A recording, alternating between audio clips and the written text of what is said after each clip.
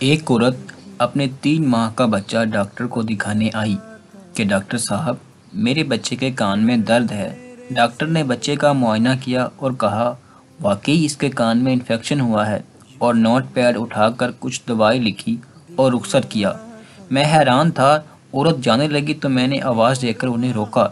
وہ رک کر پیچھے دیکھنے لگی جیسے کچھ بھول گئی ہو۔ میں نے کہا بہن جی، آپ کا بچہ 3 ماہ اور 7 دن کا ہے جو بول بھی نہیں سکتا، تو آپ کو کیسے پتا چلا کہ اس کے کان میں ہی تکلیف ہے؟ وہ مسکرائی اور میری طرف رخ کر کے کہنے لگی بھائی جی، آپ کان کی تکلیف پر حیران ہیں، میں اس کی رگ رگ سے واقف ہوں۔ یہ کب روتا ہے، کب جاگتا ہے، کب سوتا ہے، مجھے اس کے سارے دن کا شیڈول پتا ہے کہ کیوں میں اس کی ماں ہوں۔ انسان کو جب کوئی تکلیف ہو تو اس کے دن بھر کا شیڈول بدل جاتا ہے، اور کھانے پینے سونے جاگنے کے اوقات بدل جاتے ہیں۔ طبیعت خراب ہونے سے انسان ہر وقت بے چین رہتا ہے۔ کل رات سے میرا بچہ بھی خلاف معمول روئے جا رہا ہے۔ رات جاگ کر گزاری تھی میں نے اس کے ساتھ۔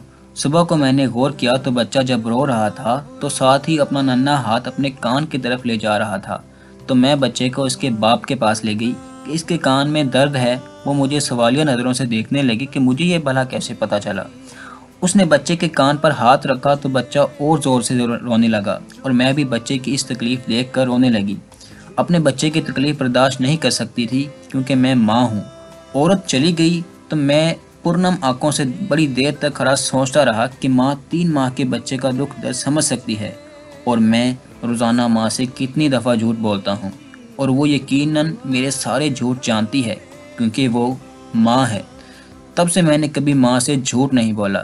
اللہ سب ماؤں کو زندہ سلامت رکھیں، اور جن کی ماں دنیا سے پردہ کر گئی ہوں، اللہ انہیں جنت الفردوس میں اعلیٰ مقام نصیب فرمائے۔ آمین ثم